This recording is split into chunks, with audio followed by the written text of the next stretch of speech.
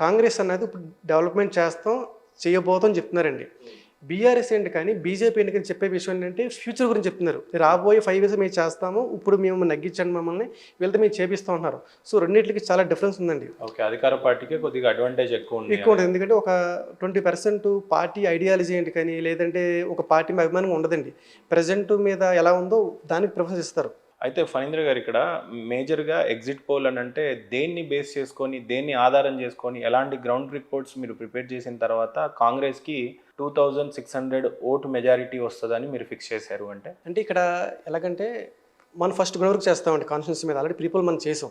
చేసినప్పుడు ఒక scientific methodology ద్వారా టోటల్ 407 పోలింగ్ స్టేషన్స్‌లో మనం డివైడ్ చేసుకొని, మనం దాన్ని శాంపుల్ కలెక్ట్ చేసి టోటల్ 407 పోలింగ్ బూత్స్‌లలో 407లో సెలెక్టివ్‌గా మనం చేసింది 220 వరకు చేసామండి. పోలీస్ స్టేషన్ కవర్ చేసాం. Almost across 50%. జియోగ్రఫికల్గా మొత్తం కవర్ చేస్తాం మనం. కవర్ చేసి దాన్ని సైంటిఫిక్గా మనం ఎక్కడెక్కడ పారామీటర్స్ బేస్ చేసుకుని జెండర్ వైజ్ ఏంటి కానీ, జెండర్ ఏజ్ వైజ్ ఏంటి కానీ, కమ్యూనిటీ వైజ్ ఏంటి కానీ, సోషల్ కేటగిరీ వైజ్ ఏంటి కానీ డివైడ్ చేసుకుంటా మనం ముందే ప్లాన్ చేసుకుని దాన్ని శాంపుల్ అనేది మనం ఎఫెక్టివ్ కలెక్ట్ చేసుకుంటాం.